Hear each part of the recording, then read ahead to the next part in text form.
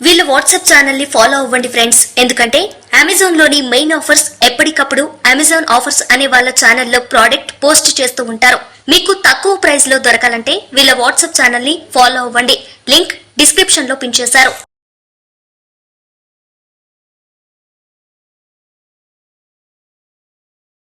నమస్కారం, వార్తలకు స్వాగతం. ముందుగా ముఖ్యాంశాలు.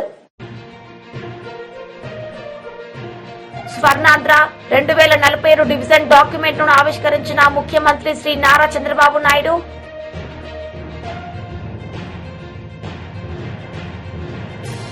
తన నివాసం వద్దే అల్లు అర్జున్ ను అరెస్టు చేసిన చిక్కడపల్లి పోలీసులు. సంధ్యా థియేటర్ తొక్కిసలాట ఘటనలో Allu Arjun arrest. Swarnandhra 2047 division document ను ఆవిష్కరించిన ముఖ్యమంత్రి శ్రీ నారా చంద్రబాబు నాయుడు ఈ సందర్భంగా ఆయన ప్రసంగించారు. ఆలోచిస్తున్నాం. నేను ఒకటే మీ అందరికీ విజ్ఞప్తి చేస్తున్నాను. ఈరోజు ఆధార్ అకౌంట్ ఉంది. ప్రతి ఒక్క ఇండివిజువల్ని మనం అసెస్ చేయగలుగుతున్నాం. దీని తర్వాత ప్రతి ఒక్క ఇండివిజువల్ని కుటుంబంగా మ్యాప్ చేస్తాం. అదే మరి ఏ ఇంట్లో ఉన్నారో మ్యాప్ చేస్తాం. వ్యక్తిగత ఆదాయం ఎంత ఉంది, కుటుంబ ఆదాయం ఎంత ఉంది, ఎవరికి స్పెషల్గా ప్రభుత్వం ప్రత్యేకమైన శ్రద్ధ చూపించడానికి ఒక కార్యక్రమాన్ని తీసుకొస్తాం. అందుకని ఇంకొక విషయం కూడా చెప్పాను. 1 ఫ్యామిలీ 1 ఎంటర్‌ప్రెన్యూర్, ఒక కుటుంబం ఒక పారిశ్రామికవేత్త రావాలనేది నా సంకల్పం. ఒకప్పుడు నేను మీ అందరికీ ఒక మాట చెప్పాను. 1 ఫ్యామిలీ 1 ఐటీ ప్రొఫెషనల్ అన్నాను. ఈరోజు మోర్ ఆర్ లెస్ మీరు చూస్తే ప్రతి ఒక్క ఇంట్లో ఒక ఐటీ ప్రొఫెషనల్ వచ్చారు. ఈరోజు నేను ఇచ్చే పిలుపు 2047కి ప్రతి ఒక్క కుటుంబంలో ఒక పారిశ్రామికవేత్త ఉండాలనేది నా సంకల్పం అని చెప్పి కూడా మరొకసారి మీ అందరికీ కోరుతున్నా. ఇది చేసి మీ అందరికీ ఆశ్చర్యంగా ఉంటుంది, కానీ ఇది సాధ్యమని ఆలోచిస్తారు. కానీ $42,000 2047కి ప్రతి ఒక్కరి తలసరి ఆదాయం రావాలి. ఈరోజు ఒక్క విషయం మీరు గుర్తుపెట్టుకోండి. మన రాష్ట్రంలో పుట్టిన పిల్లలు, ఇక్కడ చదువుకున్న పిల్లలు ఉద్యోగం కోసం అమెరికాకి వెళితే తలసరి ఆదాయం $1,20,000. అమెరికాలో ఉండే అమెరికన్స్ ఆదాయం $60,000. అంటే వాళ్ళకంటే రెండింతల ఆదాయం మన వాళ్ళు సంపాదిస్తున్నారు. కానీ ఇక్కడుండే మన ఆదాయం $3,000 కంటే తక్కువ. అంటే 40 రెట్లు ఇక్కడ పుట్టిన పిల్లలు అమెరికాకి వెళ్ళి ఆదాయాన్ని సంపాదించే పరిస్థితికి వచ్చారంటే అలాంటి వాతావరణం క్రియేట్ చేస్తే ఇది సాధ్యమనేది నా ఆలోచన. ఇంకో పక్కన రెండో ప్రిన్సిపల్ మీరు చూస్తే ఉపాధి, ఉద్యోగం, ఎంప్లాయ్మెంట్. ప్రతి ఒక్కరికి ఉద్యోగం కల్పించే బాధ్యత తీసుకుంటాం. ఏ విధంగా చేయాలనో అన్వేషిస్తాం. దీనికి నిరంతరం శ్రమ చేస్తాం. అందుకే నిన్న పాలసీలు తీసుకొస్తే ప్రతి ఒక్క పాలసీలో ఎక్కువ ఉద్యోగాలు ఇస్తామంటే వాళ్ళకి ఎక్కువ ఇన్సెంటివ్స్ పెట్టాం. ఈరోజు ఆంధ్రప్రదేశ్ రాష్ట్రాన్ని ప్రపంచానికి ఒక ఉపాధి కల్పించడానికి, నాలెడ్జ్ ఎకానమీలో సేవలు అందించడానికి ఒక కేంద్రంగా తయారు చేస్తాం. వర్క్ ఫ్రమ్ హోమ్ తీసుకొస్తాం. ఈరోజు చాలామంది పనిచేస్తున్నారు, ఇళ్లలో కూర్చుంటున్నారు, అమెరికాలో ఉండే కంపెనీలో పనిచేస్తున్నారు. కొంతమంది టౌన్లో పెట్టి ఏదైతే కోవర్కింగ్ స్పేస్లో ఇక్కడి నుంచి అమెరికాకు సేవలు చేసే పరిస్థితికి వచ్చారు. ఇదే కాకుండా మంచి పరిశ్రమలకు ప్రోత్సాహం ఇస్తున్నాం. అదే మరి ఎంఎస్ఎంఈలు ప్రమోట్ చేస్తున్నాం. ఈ విధంగా మీరు ఆలోచిస్తే రాబోయే రోజుల్లో ఉపాధి కల్పించగలిగితే ప్రపంచాన్ని శాసించే శక్తి మన యువతకు వస్తుంది. అందుకే ఎవ్రీడే ఎక్కడ మాట్లాడినా ప్రతి ఒక్కరికి ఏ విధంగా ఉపాధి కల్పించాలనో ఆ ఆలోచనతో ముందుకు పోతున్నాం. ఇంకొక విషయం కూడా మీరు గుర్తుపెట్టుకోవాల్సిన అవసరం ఉంది. భవిష్యత్తులో పనిచేసే విధానంలో మార్పులు వస్తున్నాయి. వర్చువల్ వర్కింగ్, ఫ్లెక్సిబుల్ వర్కింగ్ వస్తూ ఉంది. అంటే నాకు సమయం దొరికినప్పుడే నేను పనిచేస్తాను, ఇంకొకరికి అవసరమైనప్పుడే మన పని ఉపయోగించుకుంటారు. రెండు కూడా టెక్నాలజీ మ్యాచ్ చేస్తూ ఉంది.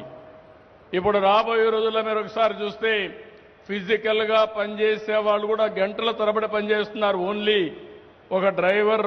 భారతీయ జనతా పార్టీ బోధన్ నియోజకవర్గం ఆధ్వర్యంలో రాష్ట్ర పిలుపు మేరకు తెలంగాణలో కాంగ్రెస్ పార్టీ అధికారంలోకి వచ్చి సంవత్సరమైన 6 గ్యారంటీలు అమలు పరచనందున 6 గ్యారంటీలు 66 మోసాలకు గాను బోధన్ పట్టణంలోని అంబేద్కర్ చౌరస్తా వద్ద నిరసన కార్యక్రమం నిర్వహించడం జరిగింది. ఈ కార్యక్రమానికి ముఖ్య అతిథిగా రాష్ట్ర ప్రధాన కార్యదర్శి కాసం వెంకటేశ్వర్లు పాల్గొన్నారు. బీజేపీ రాష్ట్ర కార్యవర్గ సభ్యులు మేడపాటి ప్రకాష్ రెడ్డి ఎంపీఆర్ మాట్లాడుతూ కాంగ్రెస్ ఎన్నికల ముందు 6 గ్యారంటీలు 66 మోసాలకు చూపించి అధికారంలోకి వచ్చిన కాంగ్రెస్ పార్టీ ఈ రోజు ప్రజలను పట్టించుకోకుండా పాలన చేస్తోంది. రాష్ట్రం మొత్తం ఒక ఎత్తు ఉంటే బోధన్ నియోజకవర్గం ఒక ఎత్తు ఉంది. ఎమ్మెల్యే సుదర్శన్ రెడ్డి ఇప్పటి వరకు మీరు ప్రజా దర్బార్ ప్రారంభం చేశారా? ముందు మీరు బోధన్ నియోజకవర్గంలో ప్రజా దర్బార్ ప్రారంభించి మీరు బోధన్ మనిషి అనిపించుకోండి అన్నారు. ప్రజల సమస్యలను ఏ రోజుకు ఆ రోజు చెప్పుకునేలా ఉండాలి తప్ప మీకోసం నిజామాబాద్, హైదరాబాద్ కో మీరు నాయకుల కోసం ఎదురు చూసేలా ప్రజలకు శిక్ష వేయకండి అని అన్నారు.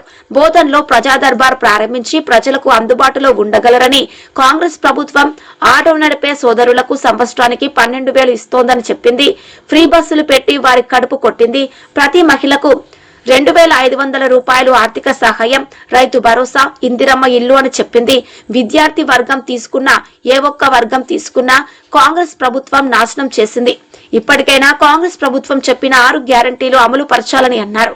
ఎమ్మెల్యే సుదర్శన్ రెడ్డి మీరు మంత్రి పదవిపై పెట్టే దృష్టిలో 5% బోధన్ నియోజకవర్గ ప్రజలపై బోధన్ నియోజకవర్గం చాలా అభివృద్ధి చెందుతోంది. ముందుగా ప్రజా దర్బార్ ప్రారంభం చేయండి అన్నారు. కార్యక్రమంలో బీజేపీ సీనియర్ నాయకుడు వడ్డి మోహన్ రెడ్డి, నరసింహారెడ్డి, అడ్లూరి శ్రీనివాస్, అసెంబ్లీ కన్వీనర్ శ్రీధర్, జిల్లా ఉపాధ్యక్షులు మేక సంతోష్, జిల్లా కార్యదర్శి సుధాకర్ చారి, సీనియర్ నాయకులు కందికట్ల రామచందర్, జడ్పీటీసీ మేక విజయ్ సంతోష్, వివిధ మండలాల అధ్యక్షులు కొలిపాక బాలరాజు, సరీన్, మనోహర్, గోపికృష్ణ, ఇంద్రకరణ్, ప్రవీణ్, ప్రధాన కార్యదర్శులు, వివిధ మోర్చా సభ్యులు, కార్యకర్తలు తదితరులు పాల్గొన్నారు. సంవత్సర కాలం దాటిన తర్వాత ఈ రోజు మేము కాంగ్రెస్ పార్టీ మీద నిరసన కార్యక్రమాన్ని, కాంగ్రెస్ పార్టీ ఇచ్చినటువంటి హామీలను అమలు చేయనటువంటి విషయాన్ని ప్రజల దృష్టికి ఈరోజు మేము తీసుకొస్తున్నటువంటి సందర్భం. భారతీయ జనతా పార్టీ తరఫున గెలిచినటువంటి పార్టీకి 1 సంవత్సర కాలం అవకాశం ఇచ్చి ఈ రాష్ట్రంలో ఉన్నటువంటి పరిస్థితులు చక్కదిద్దుకోవడానికి వారికి 1 సంవత్సర కాలం ప్రజలు గాని, పార్టీలు గాని, మేము గాని అవకాశం ఇచ్చినటువంటి సందర్భాన్ని ఒకసారి మేము గుర్తు చేస్తా ఉన్నాం. ఏది ఏమైనప్పటికీ ఈ భారతదేశంలో అధికారంలోకి వచ్చిన 1 సంవత్సర కాలంలో ప్రజా వ్యతిరేక వచ్చిందంటే అది ఈరోజు కాంగ్రెస్ పార్టీకి వచ్చిందని చెప్పేసి చెప్పక తప్పదు. ఈ రోజు మనం అందరం కూడా చూస్తా ఉన్నాం. 2,500 రూపాయలు మహిళలకు ఇస్తామన్నారు, విద్యార్థులకు స్కూటీ ఇస్తామని చెప్పారు, 4,000 రూపాయల పెన్షన్ చెప్పిండ్రు, రైతులకు 7,500, 2 పంటలకు 15,000 రూపాయలు భరోసా ఇస్తా అని చెప్పిండ్రు, రైతులకు 2 లక్షల రూపాయల రుణమాఫీ అన్నారు. ఈ రోజు చూస్తుంటే 2 లక్షల రుణమాఫీ గాలికి పోయినట్టు మళ్ళా జనవరిలో భరోసా ఇస్తాం, ఈ రుణమాఫీ లేదు అని చెబుతున్న సందర్భంలో చాలా మంది రైతులందరూ కూడా దిగాలు పడతా ఉన్నారు. 2 లక్షల మీద ఉన్న వాళ్ళు మీ 2 లక్షల మీద ఉన్నటువంటి అప్పును కట్టండి, మీ బ్యాంక్ ఖాతాలో 2 లక్షలు వేస్తామని చెప్పడం జరిగింది. ఈ రోజు 2 లక్షలు కాదు కదా, 1,00,000 రూపాయలు, 75,000, 1,50,000 ఉన్నటువంటి వాళ్ళకు కూడా రుణమాఫీకి రానటువంటి వ్యక్తులు చాలా మంది ఉన్నటువంటి సందర్భాన్ని నేను ఒకసారి గుర్తు చేస్తా ఉన్నాను. ఇప్పటికైనా కాంగ్రెస్ ప్రభుత్వం ప్రజలకు ఇచ్చినటువంటి హామీలను నిలబెట్టుకోవాలి. అదే రకంగా ఈ రోజు డెవలప్మెంట్ చూసినట్లయితే ఎక్కడ కూడా డెవలప్మెంట్ కానటువంటి విషయం, ఎక్కడ కూడా రోడ్లు వేయలేదు. గత ప్రభుత్వంలో డబుల్ బెడ్రూమ్లు అని చెప్పేసి డబల్ చేసినటువంటి ఆ ప్రభుత్వం, ఈ ప్రభుత్వం ఇందిరమ్మ ఇండ్లు అని చెప్పేసి ఎక్కడ కూడా ఒక ఇంటికి కూడా పునాదులు వేసింది లేదు, బుక్కు పోసింది లేదు, ఎక్కడ కూడా ఇండ్ల నిర్మాణం చేపట్టినటువంటి విషయాన్ని ఈ రోజు మేము గుర్తు తీసుకొస్తా ఉన్నాం. కాబట్టి ఈ రోజు నడిపిస్తూ ప్రజల్ని పట్టించుకోకుండా వాళ్ళ కుమ్ములాటలతోటే వాళ్ళకి సరిపోతుంది. అయితే ముఖ్యంగా రాష్ట్రం మొత్తం ఒక ఎత్తు అయితే ఒక సైడ్ తీసుకుంటే మన బోధన్ నియోజకవర్గాన్ని మనం ముఖ్యంగా ఒక విధంగా చూసినట్టయితే గత 5 సంవత్సరాలలో ఏదైతే దుర్మార్గం టీఆర్ఎస్ ప్రభుత్వం చేసిందో దాంట్లో ఏ రోజు కూడా ఒక చిన్న ధర్నా కానీ Congress party Bharatiya Janata party Congress party యొక్క ఎమ్మెల్యేగా సురేష్ రెడ్డి గారు ఇక్కడ గెలవడం జరిగింది. ముఖ్యంగా ఈ 6 గ్యారెంటీల గురించి 66 మోసాల గురించి ఇప్పటివరకు మిత్రులు సోదరులు అందరూ చెప్పారు. వాటన్నిటితో పాటు ముఖ్యంగా మేనిఫెస్టోలో 6 గ్యారెంటీల తర్వాత మొట్టమొదట ఉన్న అంశం రాష్ట్ర స్థాయిలో ప్రజా దర్బార్ ఓపెన్ చేస్తామని చెప్పారు. అట్లనే రెండో అంశం ప్రతి నియోజకవర్గంలో 7వ తారీఖు రోజు రిజల్ట్స్ వచ్చిన తర్వాత 9వ తారీఖు రోజు ప్రజా దర్బార్ ఓపెన్ చేస్తామని చెప్పడం జరిగింది. సుదర్శన్ రెడ్డి గారు ఉన్నారా 9వ తారీఖు నుంచి? అసలు బోధనలో ప్రజా దర్బార్ అనేది ఓపెన్ చేశారా? ముఖ్యంగా ఈ యొక్క వేదిక ద్వారా నా ముఖ్యమైన డిమాండ్ ఏంటంటే, అయ్యా సుదర్శన్ రెడ్డి గారు, మీరు ముందు బోధన్ వ్యక్తిని నడిపించుకోండి, బోధన్లో ప్రజా దర్బార్ ఓపెన్ చేయండి. బోధన్ ప్రజల యొక్క సమస్యలని ఏ రోజుకి ఆ రోజు వాళ్ళు వచ్చి చెప్పుకునేటట్టు ఉండండి. కానీ మీకోసం నిజామాబాద్కి ఫోన్ చేయటమో, హైదరాబాద్కి ఫోన్ చేయటమో, లేకపోతే మీ నాయకుల కోసం ఢిల్లీకి ఫోన్ చేయటమో బోధన ప్రజలకి అటువంటి శిక్ష వేయకండి. దయచేసి బోధనలో ప్రజా దర్బార్ ఓపెన్ చేయండి. అలాగే ఇక తీసుకున్నట్లయితే వివిధ వర్గాలలో ఈరోజు ఇక్కడ ఆటో సోదరులు ఉన్నారు. ఆటో సోదరులకి మీ మేనిఫెస్టోలో సంవత్సరం తన నివాసం వద్దే అల్లు అర్జున్ ను అరెస్టు చేసిన చిక్కడపల్లి పోలీసులు. సంధ్యా థియేటర్ తొక్కిసలాట ఘటనలో అల్లు అర్జున్ అరెస్ట్.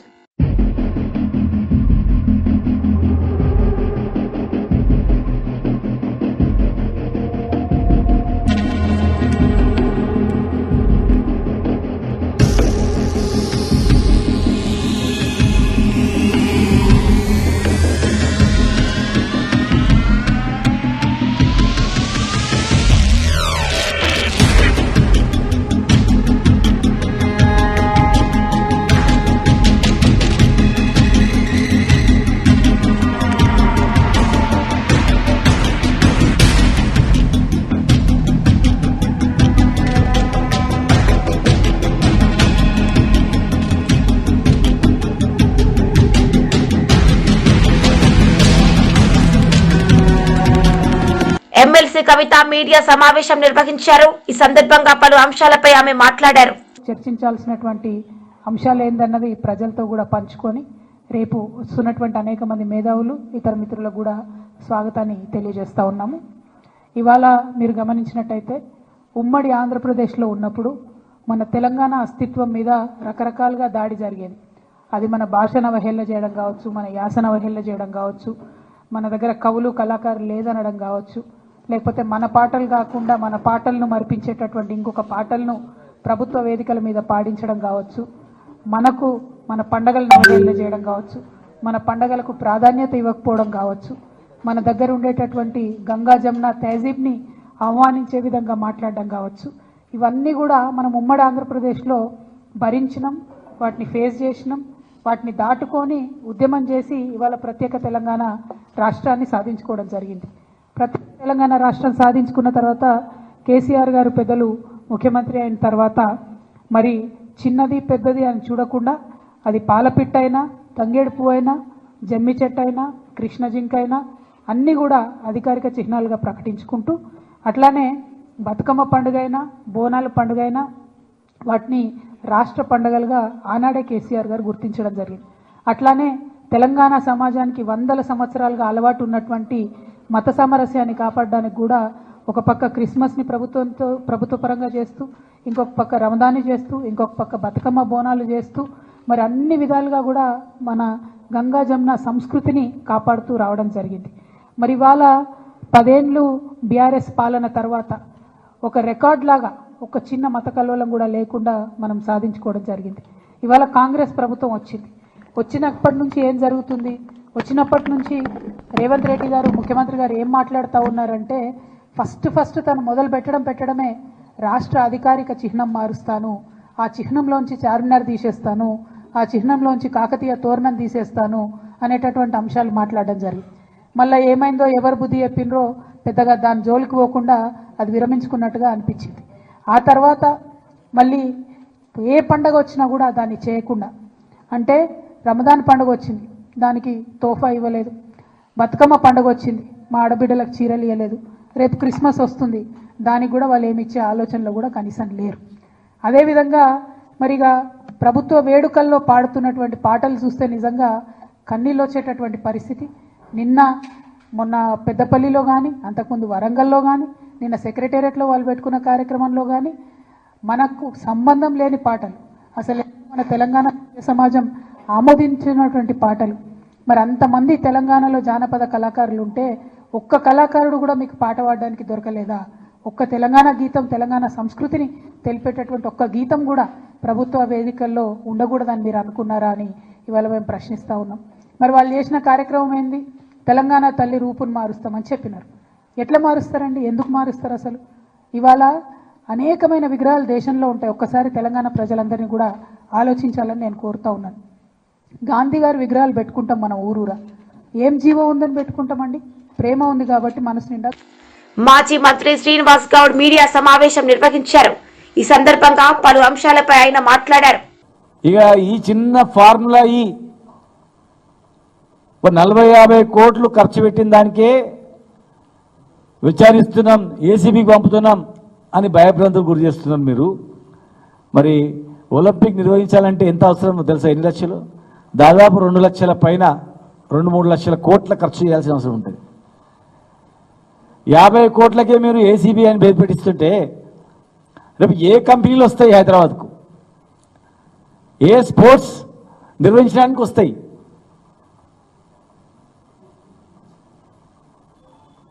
ఒలింపిక్ కాదు కదా, ఏషియన్ గేమ్స్ కూడా నిర్వహించలేని పరిస్థితి వస్తుంది. వాళ్ళు ఎక్కడ పడితే ఎక్కడ ఫార్ములా ఈ రేసింగ్ వాళ్ళు ఇవ్వరు. ఈవెన్ క్రికెట్ కూడా, ఓ క్రికెట్ ఆడాలంటే బీసీసీఐకి అప్లై చేయాల, తర్వాత ఇండియన్ క్రికెట్ అసోసియేషన్ వాళ్ళు గుర్తించాలా. నేను మామూలుగా ఐపీఎల్ పెడతా అంటే ఎవడు రాడు. ఆ కెపాసిటీ ఉందా లేదా, గ్రౌండ్ ఉందా లేదా చూస్తారు. అలాంటిది ఇండియాకే పేరు ప్రతిష్టలు వచ్చేటువంటిది ఫార్ములా ఈ రేసింగ్ తీసుకొచ్చి కష్టపడి ఒక బ్రాండ్ ఇమేజ్ పెంచి హైదరాబాద్లో ఆర్థిక పరిస్థితులను పెంచి ఇంటర్నేషనల్ లెవెల్లో హైదరాబాద్ చూసేటట్లు మేము చేస్తే ఇలా అరెస్ట్ చేస్తాం, కేటీఆర్ను అరెస్ట్ చేస్తాం, నీ కక్ష సాధింపులు చర్యలు తప్ప తెలంగాణ అభివృద్ధి పైన మీరు దృష్టి పెట్టట్లేదు. ఇలా జైళ్ళు వేయాల్సి వస్తే మరి మూసీ పరివాహక ప్రాంతంలో కూల్చిన వాళ్ళని వేయాలా? ఎంతోమంది చావు కారకులైన వేయాలా? హైదరాబాద్లో ఆర్థికంగా మొత్తం దిగిపోయింది. తెలంగాణ మొత్తం కూడా ఏ వ్యాపారాలు నడవట్లేదు, భూముల విలువ పడిపోయినాయి, ప్రతి ఒక్కరూ బాధలో ఉన్నారు. వాళ్ళ కారకులైన వేయాలా? కష్టపడి తన శక్తినంతా ఉపయోగించి ఇలా తెలంగాణ ఇమేజ్ పెంచుతూ వస్తుంటే ఈ ప్రభుత్వం వచ్చిన సంవత్సరంలో, ఈ సంవత్సర కాలంలో తెలంగాణ మొత్తం కూడా అన్ని రంగాల్లో పడిపోయింది. ఒక్క ఫార్ములా ఈ రేసింగ్ మీదనే మీరు జైల్లో పెడతామని చెప్తున్నారు. మీరు ఇక ఏం స్పోర్ట్స్ నిర్వహిస్తారు? స్పోర్ట్స్ యూనివర్సిటీ ఏం కడతారు? ఒలింపిక్స్ ఎట్లా చేస్తారు? ఏషియన్ గేమ్స్ ఎట్లా చేస్తారు? కామన్వెల్త్ గేమ్స్ ఎట్లా తీసుకురాగలుగుతారు? ఎవరైనా హైదరాబాద్లో స్పోర్ట్స్ ఈవెంట్ నిర్వహించాలంటే భయపడే పరిస్థితి ఇస్తున్నారు. హైదరాబాద్లో ఒక ఈవెంట్ చేయాలంటే ఇక్కడ ఈవెంట్ చేస్తే లేని కష్టాలు వస్తారా అని చెప్పి అసలు కేసులు పెట్టాల్సింది కేటీఆర్ మీద కాదు, ఈ ప్రభుత్వం మీద వస్తుంది. ఎందుకంటే కేటీఆర్ గారు ఒక నిర్ణయం కాదు, ఒక మంత్రి అంటే ప్రభుత్వ నిర్ణయం. అది ఒక ప్రభుత్వం తీసుకున్న నిర్ణయాన్ని మీరు వచ్చి వ్యతిరేకించొద్దు. ప్రభుత్వం నిర్ణయించిన దాన్ని కొనసాగించాలా. మీరు కొనసాగించినందుకు కొన్ని వందల కోట్ల, వేల కోట్ల నష్టం ఆ సంస్థకు అవుతుంది. రేపు భవిష్యత్తులో వాళ్ళు ఈ ప్రభుత్వం మీద కేసు పెడతారు, మీ మీద కేసు పెడతారు. కేటీఆర్ మీద కేసు పెట్టడం కలల మాట, గుర్తుపెట్టుకోండి. రేపు వాళ్ళే ఫార్ములా ఈ వాళ్ళే ఒక ప్రభుత్వం ఇచ్చినటువంటి ఒప్పందాన్ని ఇంకొక ప్రభుత్వం ఒప్పందాన్ని క్యాన్సిల్ చేసినందుకు మరి ప్రపంచవ్యాప్తంగా ఉన్నటువంటి అనేక మందికి మాకు నష్టం జరిగింది, మేము బుక్ చేసుకున్నాం, మా పేరు ప్రతిష్ట పోయినామని చెప్పి ఆ సంస్థ ఫార్ములా ఈ రేసింగ్ మీ పైన పరువు నష్టం వేయడానికి సిద్ధంగా అవుతుంది. దాన్ని దృష్టిలో పెట్టుకోండి.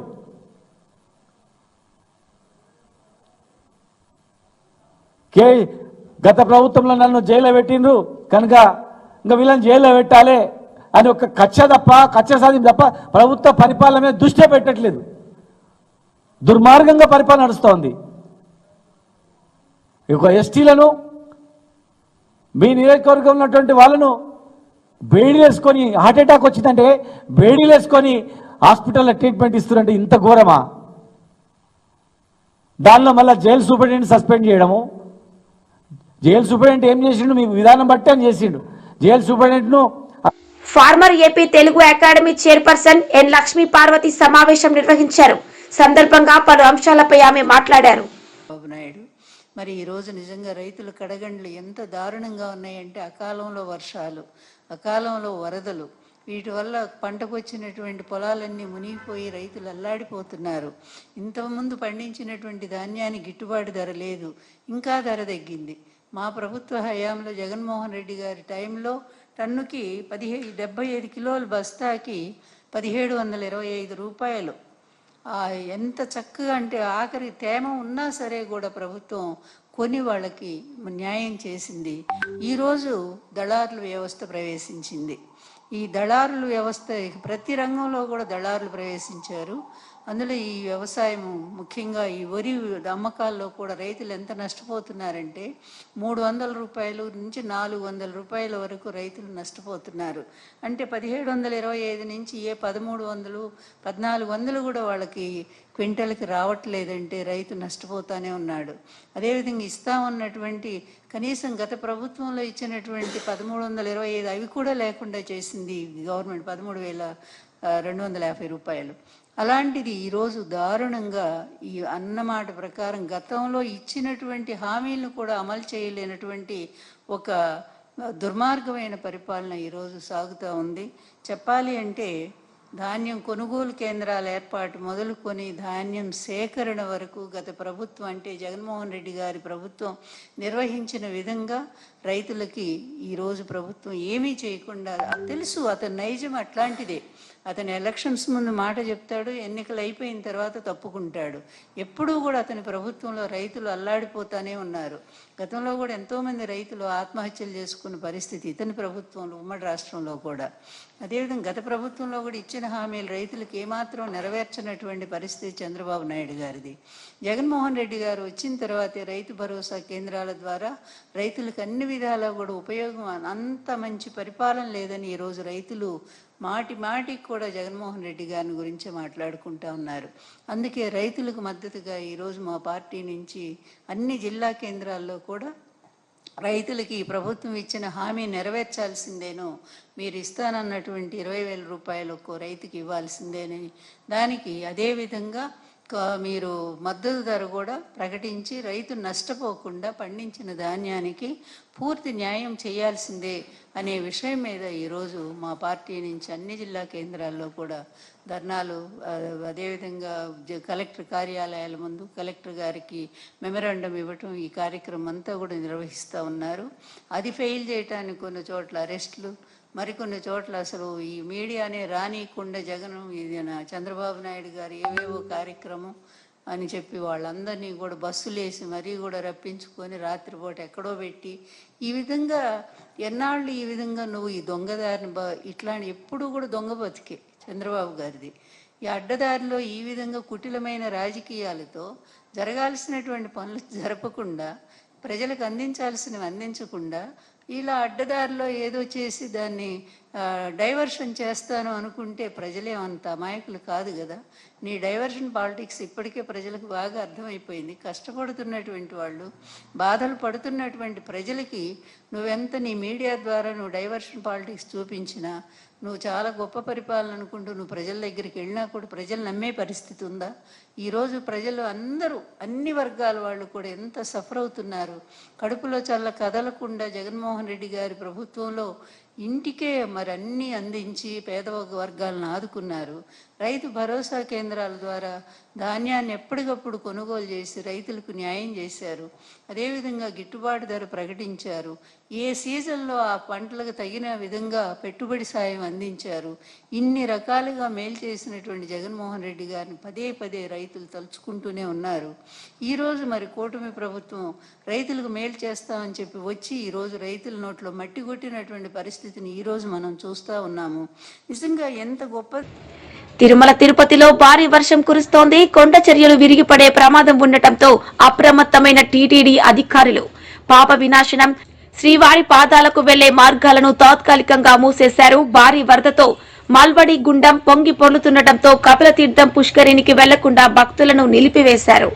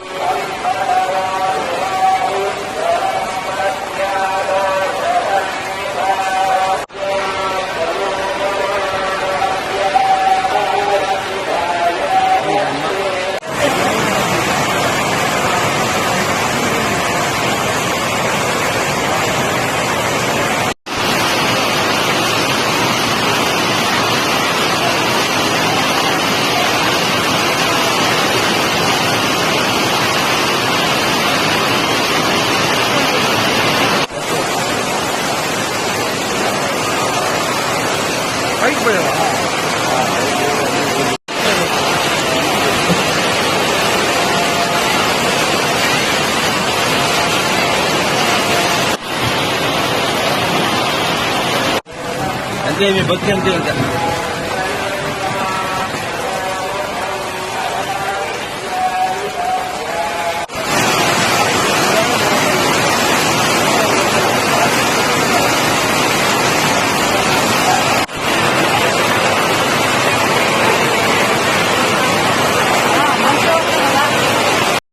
వార్తలు ముగించే ముందు ముఖ్యాంశాలు మరోసారి.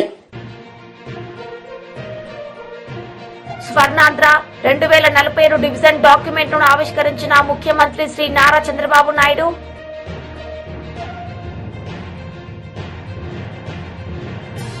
తన నివాసం వద్దే అల్లు అర్జున్ ను అరెస్టు చేసిన చిక్కడపల్లి పోలీసులు.